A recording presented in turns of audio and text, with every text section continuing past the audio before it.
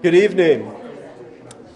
I want to welcome you all to Loyola Marymount University, and I want to thank the wonderful support from Sarah Harrington, from Samantha Calvano, from the graduate assistants, Allison Goldberg, and Carly Gaffey, who all have helped put the front end of this together.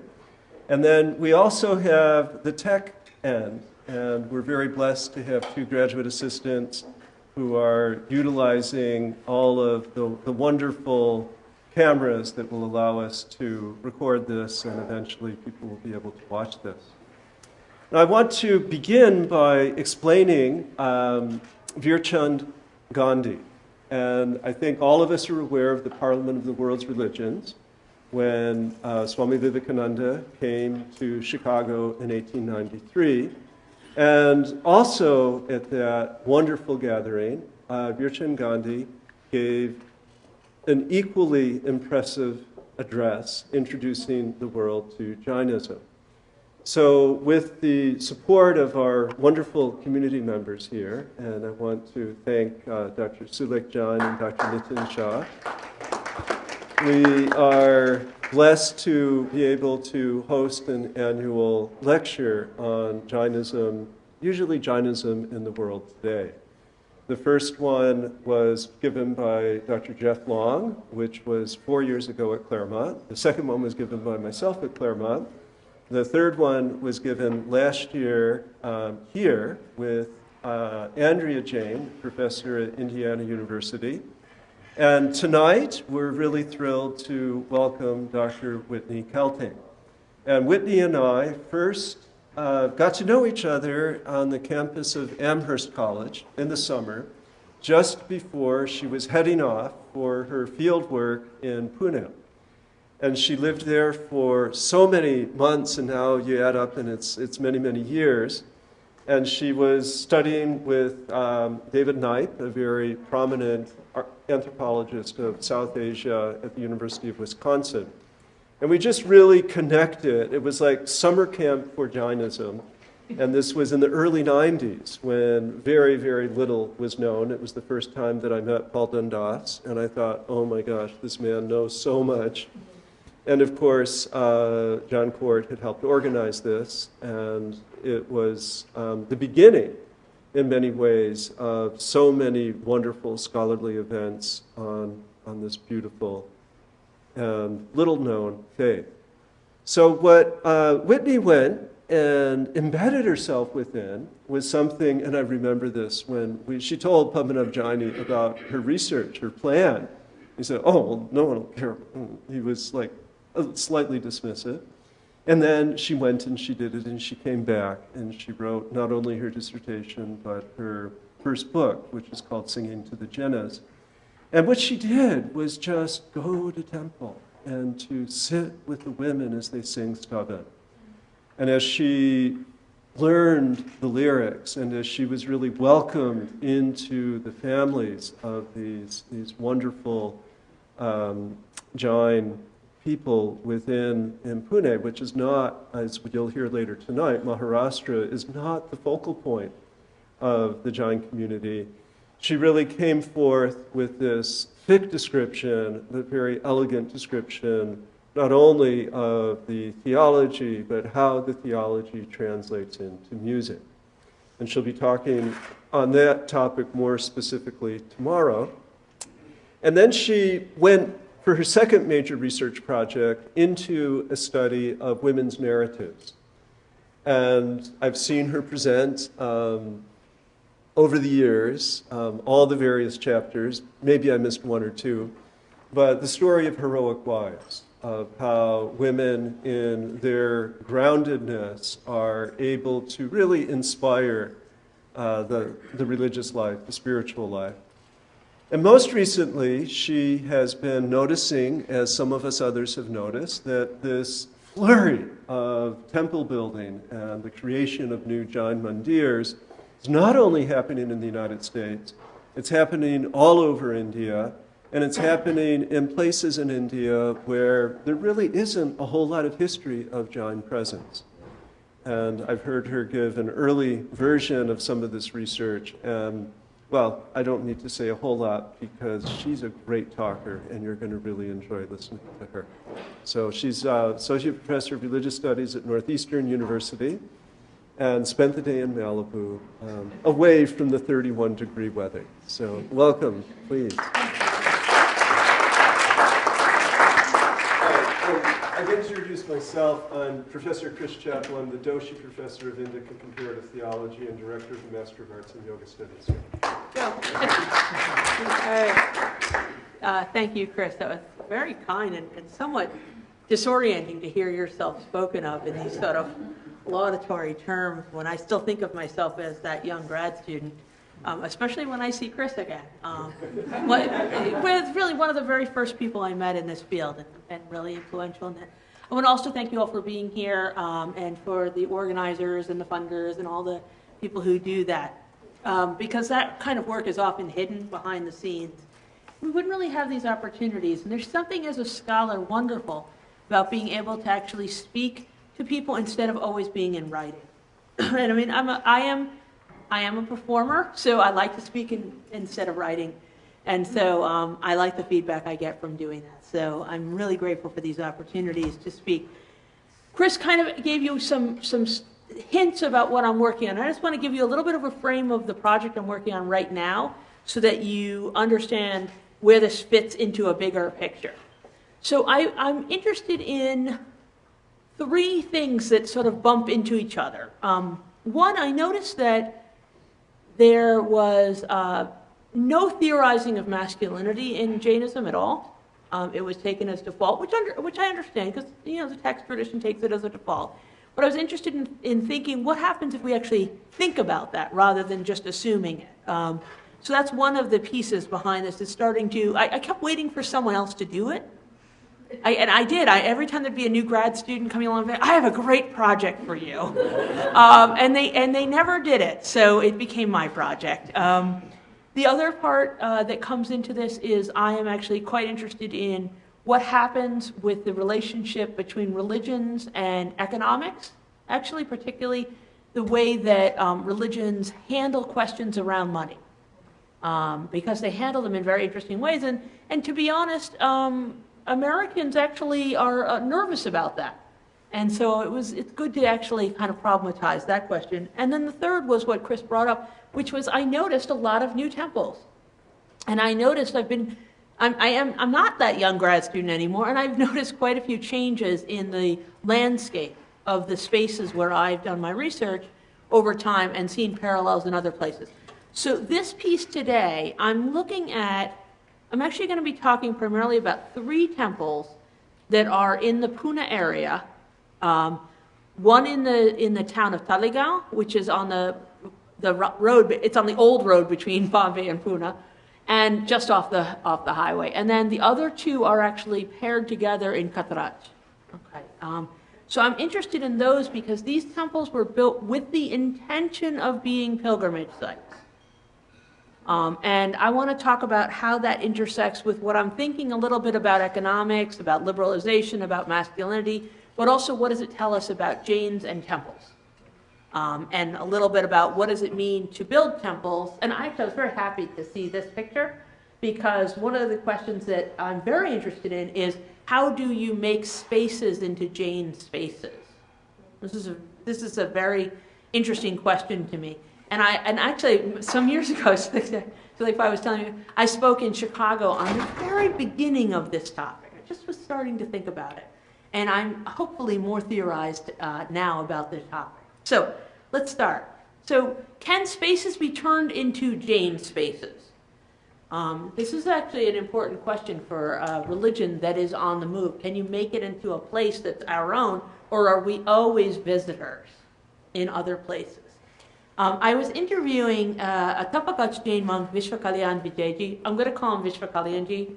I'm going to drop the Vijay. Nobody ever uses it, but I just wanted to give you his full name. I was talking to him in Talegaon at this very sparkling, brand new temple, and he turned to me and he said, there was nothing here. I kind of cocked my head, and he said, we made this magnificence out of nothing. There was nothing but jungle here. Vishwa Kalyanji is renowned in central Maharashtra for enthusiastic support of Jain temple building and the restoration projects. For Jains in the region, there is a simple problem. The Jinas did not experience any of their auspicious moments in Maharashtra. None of the Panchakalyanas. So all the kind of classic justifications for a major tirt are unavailable. Okay. And the land, therefore, of Maharashtra is not marked by the presence of the Jina having, the Jina did not walk here. Okay. So this presents a fundamental problem for making it a Jain space. Spaces where the Jinas walk are much easier to turn into Jain spaces. Simpler. There's also another problem, which is that there weren't a lot of narratives that constructed it as a Jain space either. The one context where it is there's a medieval narrative tradition. I mean, I'm saying tradition because there's actually quite a bunch of tellings of the story of a character named Shripal. And he is understood to walk around maybe in northern Maharashtra, maybe down along the coast. So that's a little bit of a resource, and there is actually a temple in Thane called the Kankan Thane Tirt, which is attributed to him. Okay. And it's in the bigger project. But when he made this statement about the nothingness of Maharashtra, when Vishwa Kalyanji said there was nothing here, he was telling us quite a lot of interesting information. One, this is not actually how temple narratives start. Okay? And I just say this because the more temple narratives you read, the more they always start with, although you may be unaware of the story of this, something happened here. Fill in the blank, something happened here. And temples are built on spaces that are already relevant. So for him to say nothing happened here is really unusual. And it caught my eye. It really did. I thought, wow, that is an interesting statement. And I ran it by people to see if he was just, he's like a bit of a character if you've ever met him. He's really very smart and very funny. And I thought, is he just teasing me a little bit? And so I asked around and they said, no, nothing happened here. Nothing happened here. It's Maharashtra. And so that is different. And if you study temples, that would catch your attention just a little bit. So what does it mean for nothing to have happened here and now this magnificent, enormous temple has happened here? What is the justification for building that temple? What is the thinking behind why is it here? What is it doing? Why does anyone care about it? Why does anyone go here? Why would you, in a sense, why would you bother building a huge temple where nothing happened? And this is what I became completely fascinated by this. So I want to just kind of frame up a little bit the community because it's shifting over time. Historically, when people think about where most Jains are clustered, they think sort of Gujarat, Rajasthan, and then maybe down south, a little bit left over in the east there near Bengal. But actually, a third of all Jains live in central Maharashtra, which is to say not including the section of Bombay. That actually includes quite a few Jains also. A third of the Jains in the world live in a region where nothing happened. And this matters to them because they want it to be a Jain space. And I bring this up just sometimes I think it's important when we think about Jains living in other places, when they're moving into East Africa and into Europe and into the United States. These are also spaces where, from a Jain perspective, nothing happened. And so the parallels between what construction and what thinking about the temples in India I'm finding has been in part confirmed by conversations I've had with Jains outside of South Asia. So I'm drawing on a lot of research over a lot of years. A lot of talk about temple building and temple construction and justifications and histories came up while going to various temples over the many, many years. Going on the pilgrimage for the day. What are we doing Saturday? We're going to Talegaon. We're going to go to Katraj on the weekend. And so many of these conversations I've collected over the course of 23 years of research. And it wasn't until about 5 years ago that I started thinking, at some point I really should look at that. And it came to my mind that the temple narrative stories that I was collecting, this information, this idea of what about this nothingness that was made magnificent, and my interest in why isn't anyone theorizing what's going on in masculinity, and my interest in general about how funding happens came together. And so when it came together, I started thinking about when did it shift? Okay, so when I first got to Maharashtra, most Jain temples in central Maharashtra, even actually in Bombay too, were pretty invisible to the outside public. So when you went to, for example, if you went to the main temple in the center of Pune Gauriji Mandir, in those days, the doorway to the temple was just like a little steel door next to a store, and you actually, if you didn't notice the little hand-painted sign over it, you might actually miss it. I actually walked by it about 7 times the first time I went there, and I had the address. And I saw people that were clearly carrying the Jain bags. I knew there was a Jain temple around here. And finally, I got the courage to sort of accost somebody and say, "Where is the door?" They said, "It's right in front of you. It's right here." Now, that front gate is a large, beautiful, beautiful gate that you walk into that's visible and all around the neighborhood. It's a very grand presence. So in general, even the older temples have maintained in the past a very low-key presence, have now asserted their presence in quite a grand way. It's really quite shocking, the changes over time about how things were represented. While there were also Jain temples in most towns, they were small, they were in mixed neighborhoods, they didn't usually have a lot of other institutions around them. For example, there might be a very small upashray for the monks to stay in, and there might be, if you're really lucky, a small bookstore somewhere in the neighborhood. But you really didn't have a sense of these temples as making Jain space. And again, this has changed radically in Maharashtra in the last 23 years. So, it's this new visibility that made me start thinking about how grandeur and grandness and magnificence, and what does it mean for those in the past? What is the space of magnificence, okay, in the Jain tradition? So, in a restricted sense, a Jain Tirt, this kind of pilgrimage site, is a place where the 5 auspicious moments of a Jina happen. This is where they were.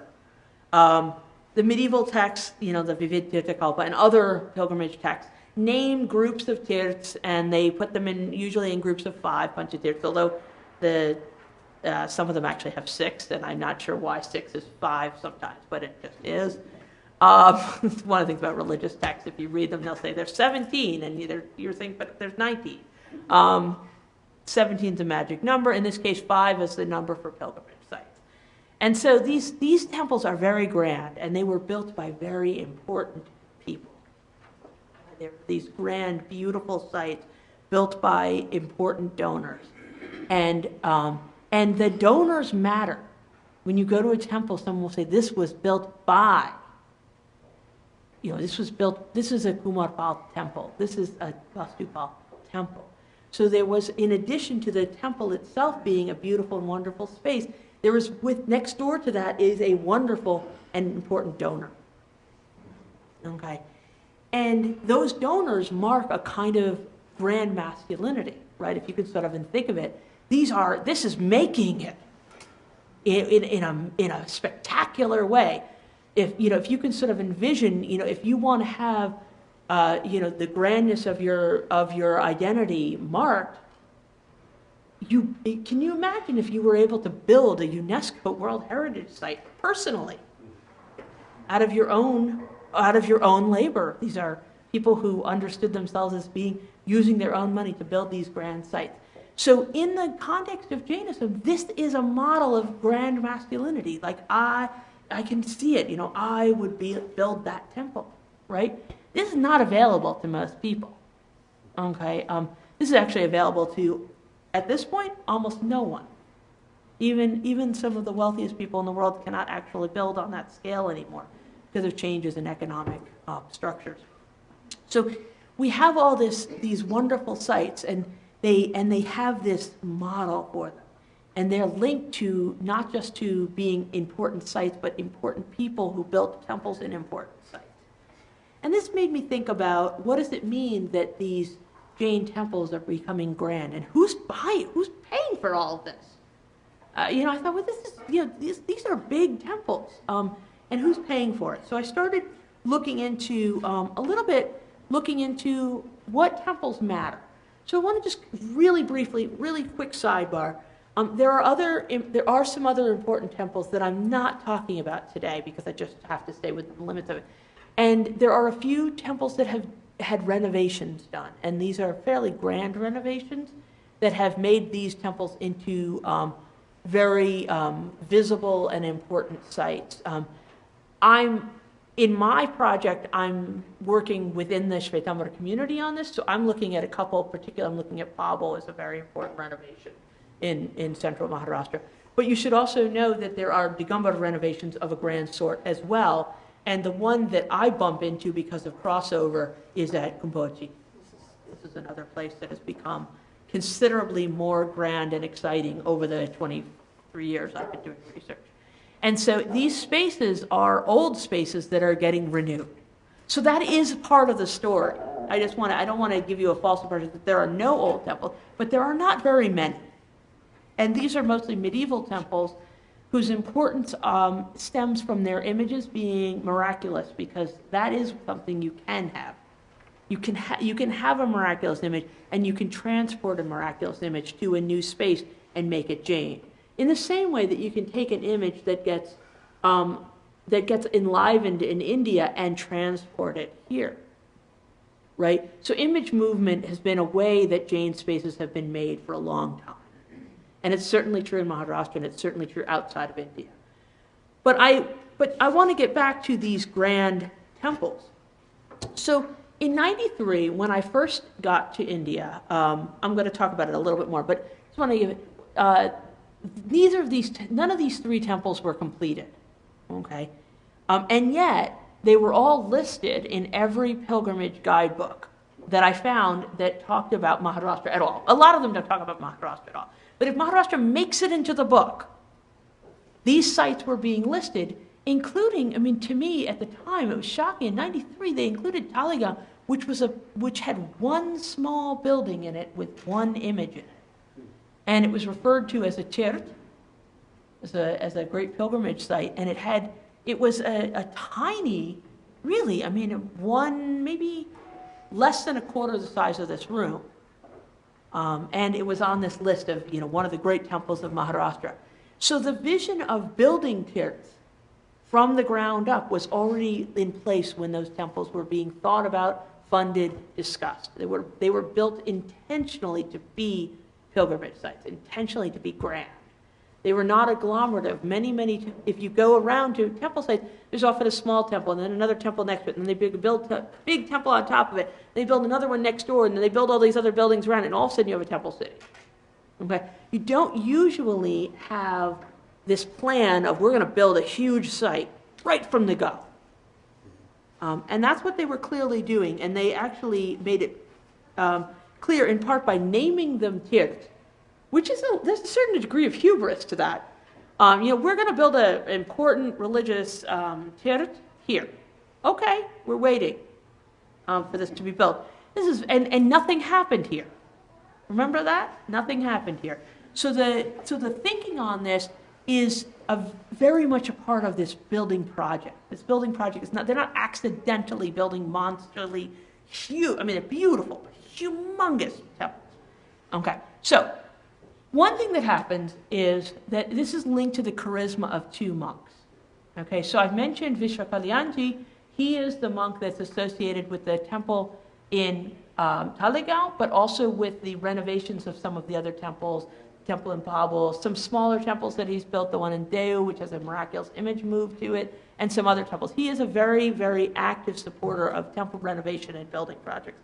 The temples in Katraj, though, were actually inspired by the charisma of a different monk, Daulat Sagar Suriji, who was the inspiration behind those. So both of these two structures, and one's a Vijay and one's a Sagar, which I think is not irrelevant to thinking about this, but it also means that they're not teachers of each other. They're from two separate spaces. This matters for my argument, that they're actually, both of those temple sites were constructed in an unusual funding manner, which I think contributes to part of what I'm talking about here. Okay, so let's talk about them a little bit. All right, hold on, I got off book, which I always do. All right.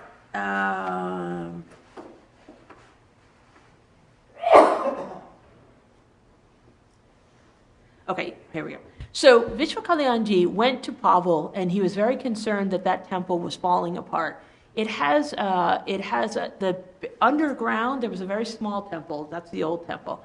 It was an underground temple to Manibhadra, who is the tutelary deity of the Tapakach. And so he was concerned that it was kind of falling apart, and he put in a big effort to fix that temple up. And he spent rainy seasons there and encouraged people to donate to the restoration project. This was enormously successful. They fixed the lower temple, they built the upper temple, they built upasharas, dharmshalas, bodhinshala, and they built a small sort of site out of what really at the time had been a kind of an abandoned temple. And this is similar to something John Court and Michael Meister found in Ossian, where all of a sudden interest in an old temple got funded by a group of donors who fixed it up. So he was very successful in this way, and he, at the same time, got an idea to build a special temple. When I interviewed him, he said one of the concerns is that we want to get more monks traveling in Maharashtra, and they have nowhere to stay. So one of the things that he said was, if we don't have temples at a regular distance apart from each other, we can't wander into central Maharashtra, and we leave that area without monks. Which actually, when in 93, it was relatively unusual for monks to come through the neighborhood, and now it's normal. So at the time, it really was hard to make the trip up the hills, over the hills. And so he said, we have to have temples. So part of his renovation vision was to make sure that there were temples on a regular basis along mendicant movement pathways. This is not a new idea. It's not a new idea, but it was new to the region. You can see if you look in Gujarat that there are temples built, but they were just built, 900 years ago, but along mendicant pathways. This is a Jain practice that makes sense because of the rules of how mendicants, monks and nuns have to live their lives. They can't just kind of go anywhere. So that was his vision, and he was thinking about this as a temple building vision. Daulat Sagarji, he had a different vision for what was missing in Maharashtra, and I want to compare these for a moment. He said to me, what's wrong is that in Maharashtra, we've lost sight of the text tradition and of the more orthodox practices. And so we need to create a place where those can be upheld. So he designed the idea of having an Agam Mandir, which would have the 45 Agam texts in gold plates along the walls on the inside, and also another temple on the other hill across from it for the Bhaktimarga Stotra, and also would have a large space for people to do large-scale rituals, particularly updat. So he was really doing a sort of a neo-orthodoxy model of why temples need to be built, okay? And he built this kind of site that would allow for all of that to happen in one place. So they were actually coming at it from slightly different angles, but in the end, they ended up taking the same strategy for building. So that's what I want to talk about now. So how do you build a temple if you don't have a person who can simply pay for it? Right? I mean, it's, some of those old temples, those guys really did just pay for them. I mean, this is sort of a shocking thing to think about, but it really is true. So we don't really have that kind of financial expectation. And certainly when there is money, and there is certainly some pools of substantial money in the Jain community, they have not been used in Maharashtra particularly. They've been used to build temples in pilgrimage sites and to renovate old temples, or to build temples actually outside of India. Okay? So the idea that they were going to find some single donor to build it was just not really viable. So both of these temples were built in the same, all three of them, both sites, were built in the same way. Okay? So I'm just going to give you the pattern. So the first thing you do is you build a small building, plain small building, and you install an image in it. Okay? Now it's a temple. This is going to matter in a minute. Okay, so once you've got a temple, people can come to it to worship, which also means they can make donations to it, right? Because you can make a donation to a temple, and that is actually fulfilling your obligation that you have to donate to temples. This is one of your ritual obligations as a Jain. So by installing an image immediately, it becomes a temple. But it is a very small and modest space. The next thing that in both places that they did, was they actually built mendicant housing and places for people to eat. They built a Bhojan shop. So the next thing that happens is some monks can come there. So now you can come worship at the small temple. Maybe now it has 3 images. Okay? And you can go see the charismatic monk who is spending the rainy season in the Supashrai. And you can have a lunch that everybody in your family can eat. And you can go home. So it becomes a day trip. A really effective religious short pilgrimage day trip. And both of these temples were very, very successful at this. And most of the times that I went in the first decade was simply somebody saying, well, tomorrow, I don't know, let's go to Katraj tomorrow. Let's go for the day. This was sort of a default setting.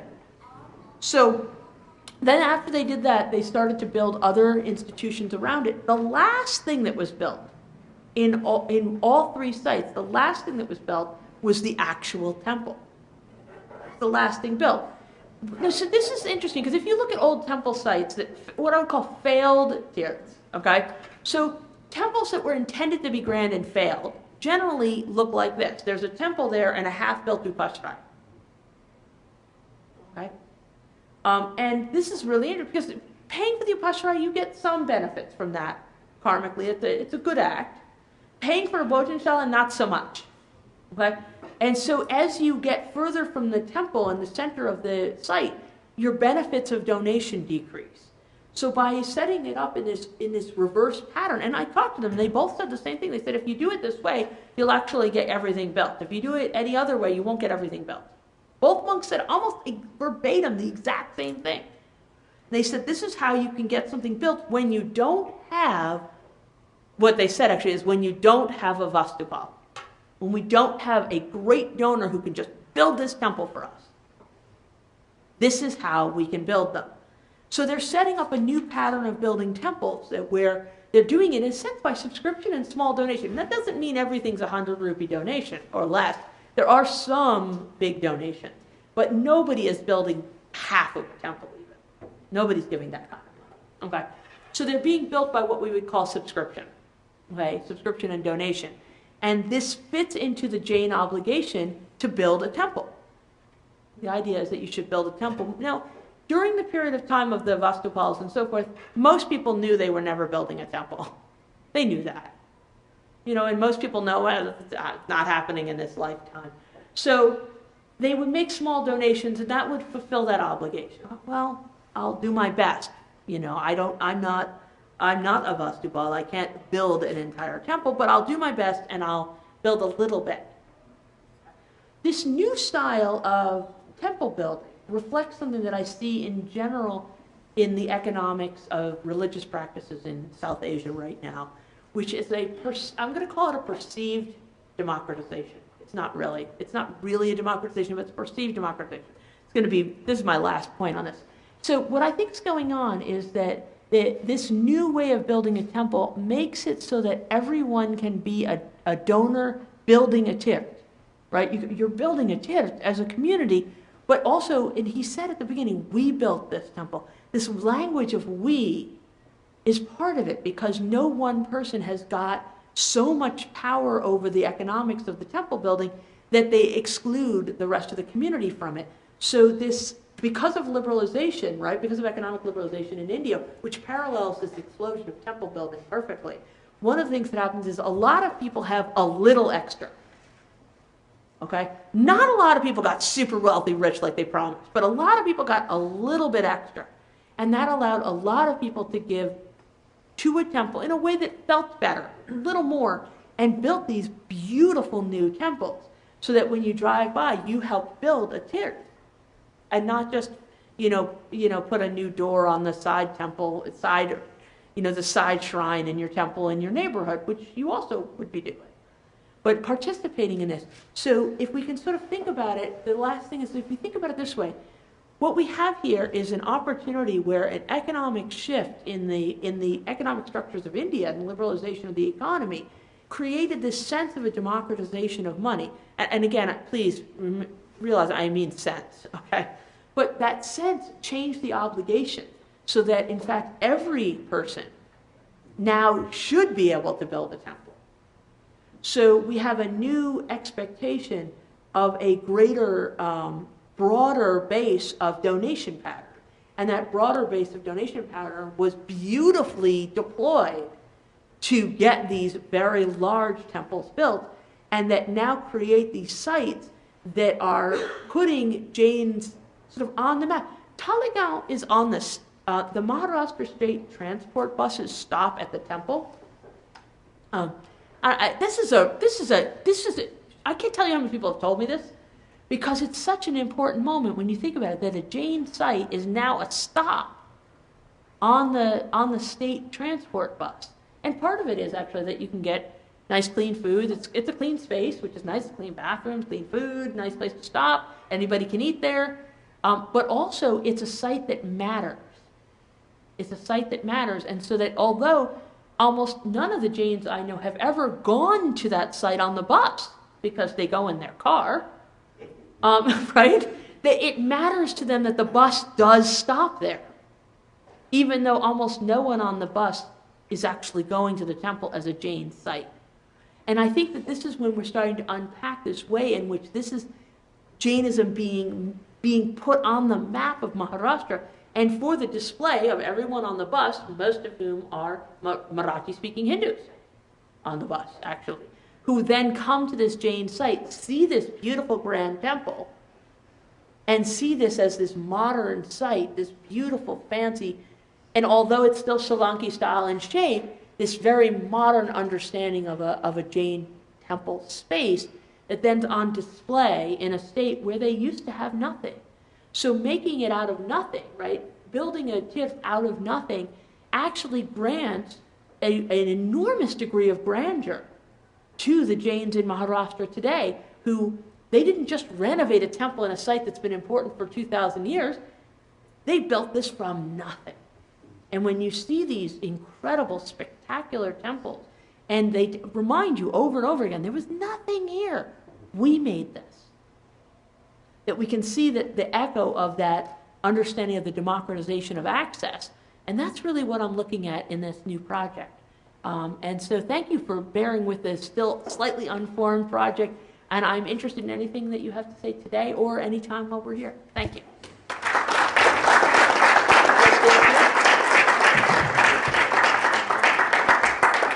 With my iced tea. So this is Yes. I'll let Dr. Sulay please. Okay, sure. He's respecting the age before you. You talked about the economics of building temples, especially the newer one, the modern one. Have you studied? My recollection or the data is that if you go in India, the maximum number of Jain temples, they have the Patma of 20, 30 Thankar Ashna, and very few of Mahavir. Right. The reason is that there's some chamatkar, there's some karishma that has been attached to 20, 30 Thankar. Absolutely. Is that a lot of marketing that has been done? Yeah. Okay?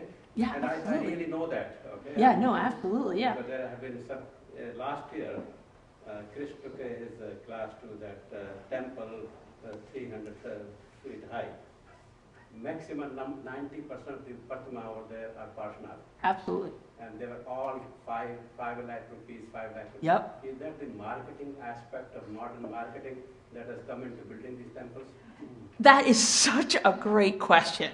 Okay, so I want to pause for a second. In the town of Alandi, which is just north of Pune, they actually built a 99 Parshvanat temple. And and the reason given for it is they say, you know, if one is good for us and actually as businessmen, then more is better. So there is actually I actually think you're absolutely right about that. And certainly, right, we have what I would call the reduplication also, right? So we have the Gauriji Parshvanat in Bombay reduplicated as Gauriji in Pune, and we have a lot of that kind of Parshvanat marketing. I think that's fantastic. What's interesting about these two sites is they're doing Katraj is actually 24 Jinas site. And it makes sense because it's trying to be an all-purpose Jain site. It actually, in many respects, looks a lot like temples that are built outside of India that have to serve everybody for everything. It has that feel to it. Yeah, exactly. And Chicago as well. So that's what I noticed about it, is that it's doing that. In the Taligaon temple is a Parshvanat temple. And it makes sense in the exact way, because Parshvanat, people, especially that first image was a Parshvanat image, the one that was alone. And there's no question that people, especially, particularly Gujarati Shvetambara Jains, will go to a Parshvanat temple. And but partly because you also have Padmavati, so the combination is very important. That's why Kumbhodji is so important to Shvetambars, even though it's a Digambar site. This is very important Padmavati. So why Parshvanat? Yeah. Why? Why? I think it's because he has this chamatkari aspect to him. If we can use a quick example, wedding invitations all have Shankeshwar Parshvanat on them as the kind of tutelary protector. After the 24 Tirthankar, only partners have been attached with some miracles. With miracles. Okay. Yeah. Nobody else. Okay? And that has been significantly marketed in a way. Absolutely. And then the people who have the money, okay, they are a good target for that marketing. Absolutely. Okay, so it's the miracles. It's the miracles. I mean, I think that is spot on, by the way. I think you are absolutely, and I think that it's still going on. I think that old pattern of building them, and if you go through, there's so many, I think it's still going on. He took his class to the Trilok Dham. Right. Mm-hmm, yeah. And in that, probably, I don't know, there were 2,000 Padmas. Right. Okay, and 90% are Parshvanat. Absolutely. Because they could get money. Right, and the Panchadatus are almost always Parshvanat also, the less expensive ones to build, install. They're also almost always Parshvanat. Yeah, no, that's great. Thank you. And actually, I'm probably going to talk to you more about that at another time. For the sake of our folks in the audience, can you identify Parshvanat here for them? I got to get there. And the middle three on the right side. Yeah. Yeah, you can see the snakes coming up the right side. From this angle, I actually can't really see the Very picture. distinct pictures. There is another guy with snake pits, but you're not going to see him that often. And the miracle was that the snakes came and protected him from the rain when he was meditating. And he is, and I think so. I actually don't think it's an accident that it's also one of the first ones little children can recognize, that there's an attachment also because you can learn it. All the little kids, they know it's Parshvanat. That one they know. 3 years old, that's Parshvanat. They know that one. And I think that that's not irrelevant to the affection also. Yeah, I wanted to get a chance at that. First and foremost, I was at Taligaon Temple on January 15th. Oh, were you? Oh, lucky you. Isn't it beautiful? First time. It is beautiful. I had never seen there before. Nice, nice. I relate to most of the things that you are saying. You mentioned tirth now and then in between. By Jain definition, the temple has to reach 100 years Yes, I know. before. Besides, there are so many Yep. other requirements, etc. Nothing happened here is again the same place that you Yeah. see on Saturday. Nothing Exactly. happened there. But I think as you touch the monk aspect, I think there is also a shravak for the ordinary human being aspect. Our teaching is that every day we start our day with going to the temple, Right. doing rituals to whatever level you believe in. And that's the reason why there are so many temples coming up, because if it's far, you're not going to be able to do Right. that. So besides the importance of Panchkalyana, Right. Tirthankars, and by the way, most of the Tirthankars did travel all over. So Right. there are Tirthankars who travel through Maharashtra. However, they did not get any Right. of the Diksha or Keval Jnana, Right. etc. That is why the certain places have a much more sacred Absolutely. importance. But otherwise, if you go in Gujarat or Maharashtra, every second street probably has some kind of a temple. It could be small, it could be big, etc. How to build a temple? And I won't take too much time, but I can tell you a lot of stories about this temple I'm thrilled. on Saturday, simply because I was very closely associated when we moved from a small temple, which was 11,000 square feet, which was built in 1988 when I was not in LA, And then I moved here in 91, and then we started 3-phase project. We haven't touched the third part, but phase 1 and phase 2 in 2002 October. And we took 2.5 years to develop what we call it as a cultural complex. That was that is phase 1.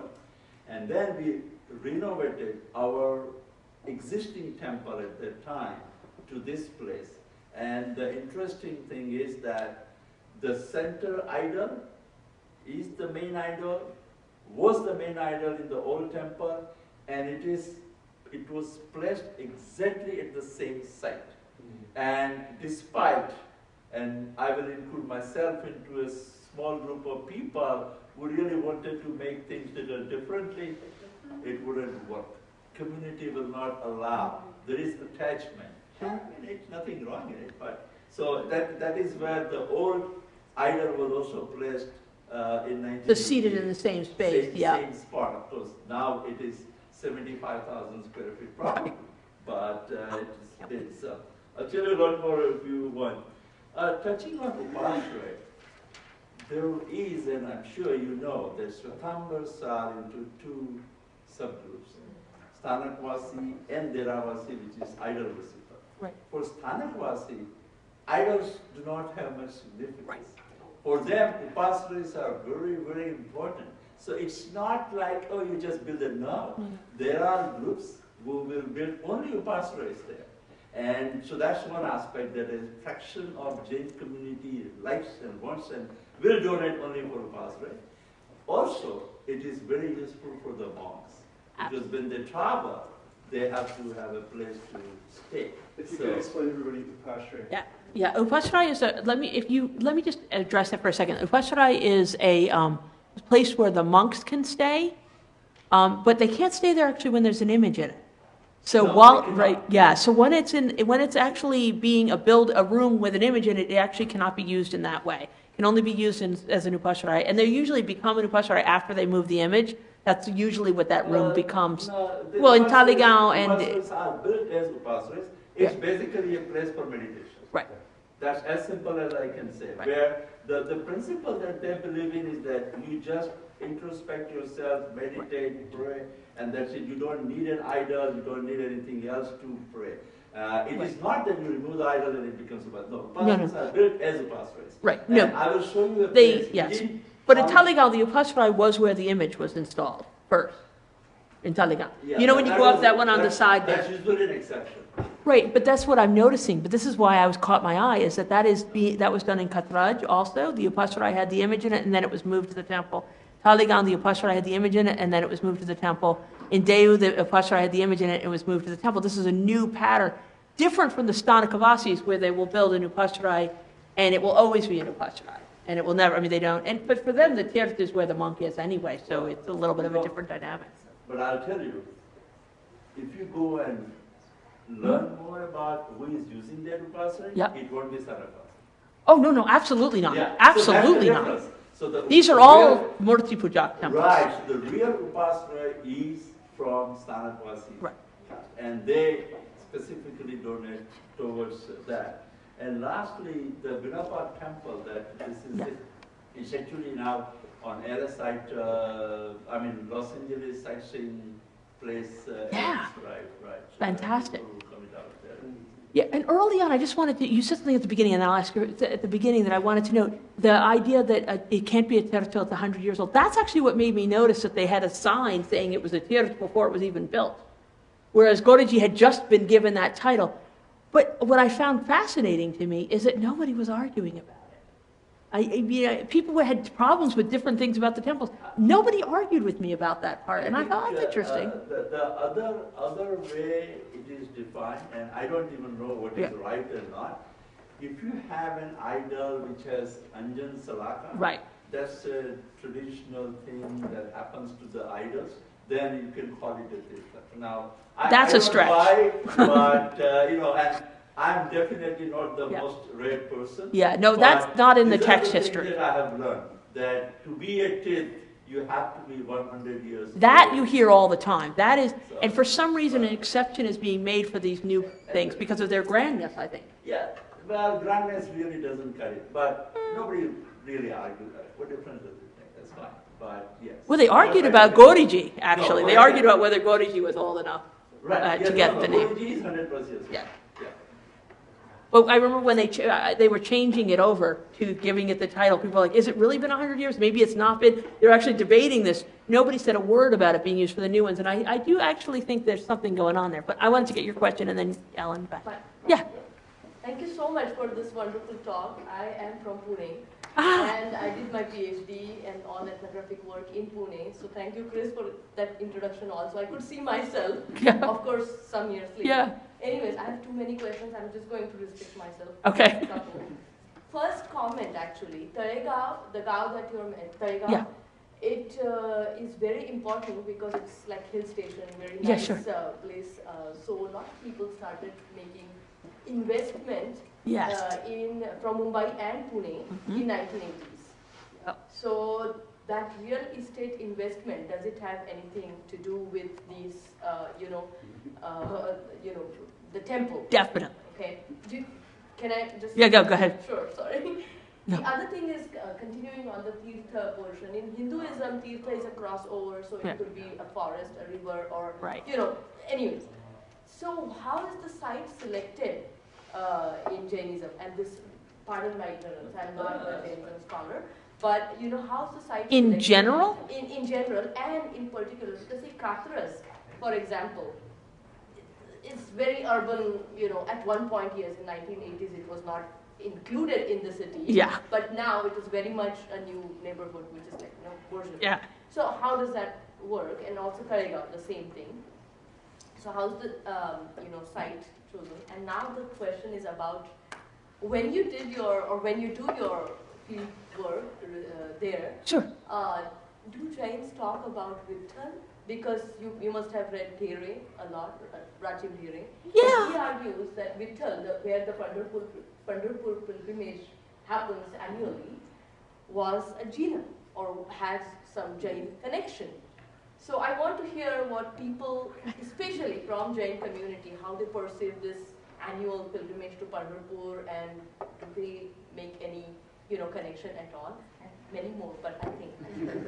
Okay, I'll talk about Pandharpur really quickly. In general, it is seen as a festive, happy thing, but it is also someone else's. And yet, I do know people who will make, lemonade, basically, and hand it out to the pilgrims as a kind of an act of seva. So it's right on the edge of the conversation, but it is always Hindu.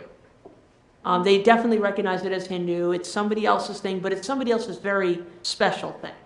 And I think part of that is being sent from Maharashtra. And a lot of the Jains from Pune actually spent time in the area around Alandi for one generation, so they have an extra attachment to that pilgrimage. But I'll talk about it. So there's no question in my mind that these were built in places that were anticipated to be important spaces, economically important spaces. So Talegaon, they were gaming, I think, in part based on conversations I had with people on the board, a little bit where the highway was going to be placed because it hadn't been located yet, and whether or not there was going to be an exit there. This was actually a conversation that came up. And there's no question that a lot of the land development in the Talegaon district is actually owned by Jains. And so there's that. Talegaon is where Katraj was. And Katraj, the similar thing, when I first went to Katraj, there was really almost nothing there outside of the temples that were under construction. There was some small, shopping thing at the bottom of the hill, but not like now. No, but the Pune-Kolhapur highway. Right, and then but the highway hadn't been built yet, really. It was still a very, it was still 6 hours to Katraj, you know what I mean? So now that was clearly also anticipating the highway, and they actually got it right. Talegaon, they were a little off on where the highway would end up. But in both cases, there's no question it was linked to the building of the big highway, linked to the expectation of the great expansion in Pune, the neighborhoods Jains moving out to the suburbs, moving into housing developments, and that's really happening around Katraj. All the way down by there, there's all these housing societies, also Jain housing societies, that whole area over there. So that's what I'm actually in the middle of doing the research on. I haven't finished that research, but I'm going to be looking at the relationship between housing societies and how that's playing into all of this. So I've just started doing that work last summer, and I think that your instincts are absolutely right, that there's a link between the real estate development and where these things are being cited. Now, in general, other than things being cited where it's miraculous and being cited where it's, something important happened, Jain sites tend to be cited high, not low, tend to be up high. They tend not to be right next to water, which makes sense because right next to water is a risk for flooding and all that bad stuff that happens when you have water lying around in the Jain universe. That's not a good thing in a temple. So they tend to be up high, and so Khatraj certainly fulfills that perfectly. But even Talegaon is raised up on the side there. And so you do see some of that. They're not always, but if you have a perfect universe and you can build your temple wherever you want, you're going to put it up high. You can see that across the Jain world. If you look at Jain temples, they're often up high. They can be. And they tend to avoid being next to water. Those are the two that are most prevalent. There's some other sort of Vastu Shastra about how you should do a temple, but we can talk more about that. I don't want to go over too much, but I did have one more question. Can I let one more person? That was you, Alan. Okay. Yeah, I was hoping you would talk a little bit more about this link between masculinity and temple building and what's particularly masculine about it, and if it can be feminine in some ways. I was thinking in my head about inscriptions from Mathura. Yep. Many of the inscriptions from Mathura, the old images we have are designate lay women as donors, and so yeah. Right, and they're not in these temples much. There's a few. I have pictures of all the temple donation signs. It's almost all men, and sometimes actually deceased men's names being used in the family donating in their name. You see that. Once in a while you get a mom and the family donating. You do see that. You get parents, pairs, but once in a while you'll see a single name of a mom, a sort of a fabulously religious grandmother, is my assumption. And so you do see that, but the predominance is male donors, and part of it is that for men in Jainism, the rhetoric is that they are donors. That's actually, they do a lot more religious practice than just donors, but the rhetoric is so strongly for laymen to be donors that I think there's a greater obligation. They carry the greater burden of completing. A woman who is a donor is special. A man who is a donor is doing his job. In terms of the rhetoric of it. And so in part, I think that's why it matters to be more democratized in its sense, because it actually allows more men to do their job. Whereas the women who have donated, and there always have been some, are always doing something special when they do that, because they normally wouldn't have control over their own assets. And that's why I think donation has always been calculated. I actually wrote somewhere about women as donors. Yeah, and I'll tell you about that, but because there are some women as donors, but generally they are outliers. And it's special, and wow, isn't that awesome that they do that, and isn't it great that their husband lets them do that, and they have their own money and all these other things, right? But for men, that not donating is the issue. Why don't you donate? Versus, oh, how lucky you get to. And that's what I'm seeing, and that's why I see this being connected. Plus, the models of masculinity that are available. You can be a monk, right? That's one of your options. But if you choose not to be a monk, your models are, there's kings. Well, you don't get to pick that. Or other forms of great laymen who are all great in part because of their capacity to be donors, either to temple building or Sangpatis bringing songs on pilgrimages. A lot of it's around grandness for masculinity gets linked to the ability to move money. And they've seen a lot in masculinity theories coming out of India. In general, middle class and upper class masculinity gets linked to liquid assets and who gets control over the movement of that money. And when we link it to religion, who can do religious things with money, which is always extra money, right? It's always extra money. You buy food first. One more last question. Oh, sure. Yeah, in non-Jain studies and non-Jain Christian. So, excellent. It was not out of ignorance nor arrogance that I was not taking notes. I'm just jet lagged. Welcome. And the learned professor did introduce that you were a fascinating speaker, and that's what kept me. So compliments for a wonderful Thank you. talk, and it's been eye-opening. Just you've touched quite a few aspects, and I would have loved to relate with them another time, of course. the idea of temples are, of course, history, as you also suggested in your own way. If there is a history of pilgrimage or of travels of important elders from within a tradition. So I'm coming from the Gursikh perspective, so let's say from any tradition. Right. So that's where, if there is any marker, a historical marker, a temple would come up, right. a Gurdwara would come up, or a mandir would come up, this general. Then there is hearsay as well. So it's a hearsay that somebody has eaten beef, so you can go and lynch the person, even kill. But sometimes there could be a hearsay that there is a mosque, for example, Babri, perhaps there was a Ram temple. Right. So then there are histories which are also concocted, right? Hearsay again, another third form of it. There can be several kinds of hearsay. Then there is also politics. There is also caste and hierarchy, class-related issues. Come down to even ego. Few people in a management fight and somebody says, well, what do you think of yourself? We're going to make our own temple. So this is somehow we've seen the variety of temple making that comes up. How is it? So my question henceforth is, how have you seen, and quite a fascinating story of yours, 23 years and more, how have you seen these kind of influences shape in the temple making? You know, appropriation of rituals, interpretations, as the honorable member was sharing with you of 100 years. There are certain conditions, but then there are also other ways, as there are laws, and we always know how to make.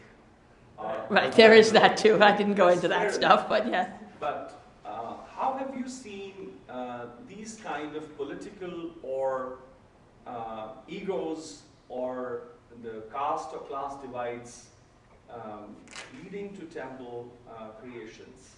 If you have seen, I'll be very grateful. Yes, there are some. There are some. I alluded to the difference in the lineages between the Vijayas and the Sagars. That has some caste implication in Maharashtra. And so it's partly why I think that there's who follows which of these two lineages more closely. They're not exclusive. People will go between them, especially in Maharashtra where there's not as many options. But that is one feature that comes in. I also think that, so while this is all going on, right, at the same time as we have liberalization, we also have a rise of Sons of the Soil movement in Maharashtra and Hindu nationalism, especially in central Maharashtra, not so much in Bombay. It's still in Bombay, but not as strong. This is all going on in the early and mid-90s, which is when they're starting to actually build these sites, and then over time when they also start renovating and increasing the sizes of them. I don't think that's an accident. I don't know completely what the mechanism is. I have some theories about it, but I do know that for certainly as Jains try to make a space for themselves, it's not just a religious space. There is also ethnic and political, linguistic, ethnic, and political identities that are also being asserted in central Maharashtra. And I'm seeing certain changes with, so for example, as people have more money, more people go to English medium. The effect of that actually is that more people speak Gujarati, because before that they went to Marathi medium.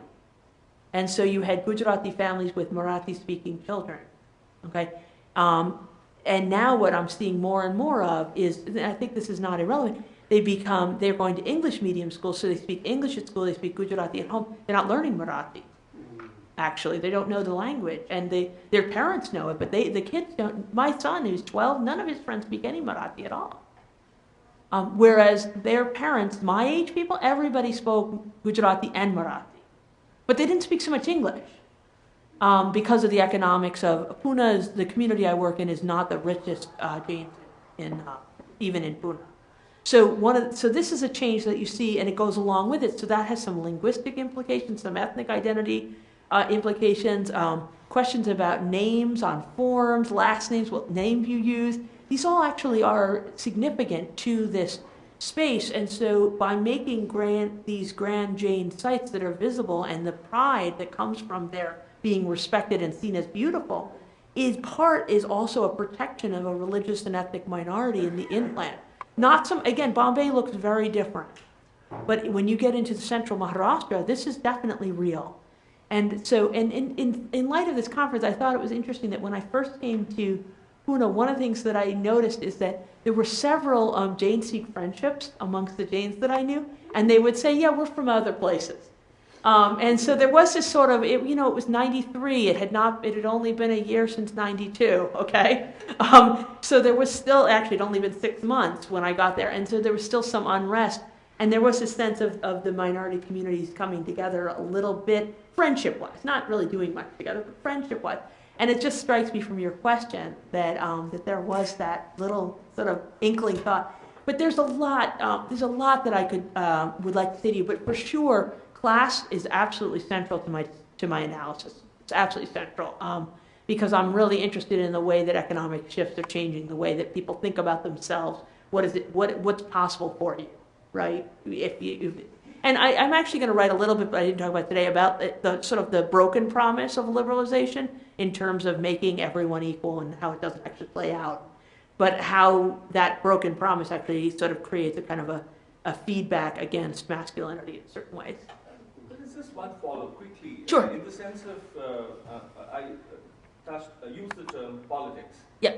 You see, there is a sense of dignity which maybe is being derived, talking of equality. Mm-hmm. Some right-wing Hindu elements in the country have been talking equality means everybody's a Hindu. Now there's a section 25 of the Indian Constitution where the Jain community, Buddhist community and the Sikh communities have been placed under the same Hindu certain acts. Lingayats, for example, are an authentic religion of their own, and that's what they claim, and we are nobody to challenge that. Right. How is it part of like the Sikhs, on the 26th of this month, the Sikh Marriage Act bill will be presented in the parliament. And in the conversations we've been having is when will very authentic and ancient traditions, religious concepts or paradigms, identities, whatever one may call it, are they also going to now say, well, we are not to be clubbed within the Hindu Act and all that? So how is that? Maybe in future it'll be great. It will be very to see how is the Jain community responding to very dubious and very sly clubbing of a few communities within a single act. And if you ask for it, you may be termed as an anti-national, as a secessionist or even a seditionist. I'd be very careful about what I say right now. But that's how the Jain or the Sikh and the Buddhist communities have been seen through certain lenses. It'll be interesting for me as a witness or a keen watcher to hear about these, how within the Jain communities, if these conversations are happening. So I'll answer really briefly right now, but I do know that we're also out of time. But really briefly, Jains compared to other communities have done less of that discussion. And I think there's a couple of reasons for it. One is that certain kinds of ethnic and class identities have been more important politically. And I think that's part of it. Part of it is they have a long history of intermarriage. A very, very, certainly, especially in Gujarat and Rajasthan, a very long history of intermarriage with Hindus. And so the line is actually fuzzier in lineage, even though it's not fuzzy in religion, right? But they didn't owe, especially 18th and 19th century, they were not only marrying Jains. They absolutely were marrying Hindus all the time. So the idea that they're completely separate is a little tricky in that era. Now we have a separate, in terms of caste names and things like that. That's where some of that plays out. But there is some talk about this question of separation, but I have never been able to get a particularly enthusiastic conversation going about it, I'll be honest with you. And I think maybe this also might be a Maharashtra question where it's still a pretty unsafe space to be different. And I think that's you may find that the noise about it, which is certainly you hear some in Gujarat, it's easier to be Jain in Gujarat politically. It's politically still a little bit odd in Maharashtra. But that I think is not unrelated to these. I do think that all of those things are playing into why it matters It matters. It matters religiously, but it also matters in other ways. That their spaces are grand, beautiful, and in fact, they often say our temples in Maharashtra are much cleaner than the ones in Rajasthan. You'll hear those kinds of comments about also we're modern and important. You're going to hear a lot of that, but I think it is part of staking a claim in a lot of levels. Not just a religious claim, although the religious claim is the first claim being made. Thank you. Those are great questions. I have a very last question. Oh, okay. I don't know what the cutoff point for other people is. Very quick question. I'm happy to talk about this all night. Actually, talking about the pilgrimage in Sikhism on Saturday. I have just a question about this process of secularization of pilgrimage, given the fact that the temples are coming out of nowhere. There is a process of democratization somehow, and the temples are no new temples, no 100 years history. So I have the feeling that there is a new form of pilgrimage with a kind of secular pilgrimage, as you described, is a fun kind of day trip, where they have good food, there's a clean place, and there's a lot of, I see also the politics that Vaisat was mentioning into that. Would you extend to that idea of secularization of pilgrimage? Yeah, I'm not sure I'd use the word secularization. If you look at Catholic pilgrimage in Europe, for example, the fun factor was always a part of it. Okay, it always was. There was always a fair, and there was an opportunity to buy fancy things and imports, and all of that has been a part of pilgrimage sites for a long time. So the difference, I think, lies not so much in the sort of intention behind it, because you can't not do the puja. Like if you can't go to the town and not visit the temple. That's not okay. So it couldn't really be a secular field trip. Okay, but and in fact, when they want to go on a field trip to somewhere for fun, they find a temple to go to also, to make that not just travel. I've gone on a lot of trips, like, we're going to Ramoji Film City. We're also going to go to this Jain temple down the road from there. Okay? But it also provided new pasrai and a bhojanshala and all those other good things that we need in order, if you want to maintain your values and your practices, your food practices and all these other things. But I do think there's something going on, and I think two parts. One, and I'll answer it quickly here. So one part is that it's easier to do them now. Right? It's easier. It's cheaper. You have a car. The highway's fast. You can do an overnight trip to Gujarat now. I mean, that did not, when I first went to India, that wasn't even on the radar as a possibility. So I think, but why these local pilgrimages become important is, if you're working, especially people who are not working for themselves, there's an increasing number of people who are working in service jobs, right? Which by service we mean in banks and things like that. We don't mean like servants. In service jobs, you don't get the free time you used to have either, and that these pilgrimages also serve. For example, people are doing the blessing of children now often in Kolhapur instead of Gujarat, because you can get there and back without missing a day of work. Okay, so I think there's some economics there that aren't exactly secularization. Now, that being said, there's also a kind of a neo-orthodoxy, which is that we're not just going to go on a picnic. We're going to go to a pilgrimage. So in a weird way, I actually think it's the opposite of secularization. It's like, it used to be we went to the movies. Now we go to Taligaon. Right? I mean, really, seriously, over time, the day trip has become increasingly a religious trip, actually. And we used to do all kinds of, we're going to go to the big dam project over there, and we're going to go to and now almost always going to temple. So I'm not sure, I'm just jamming on it here.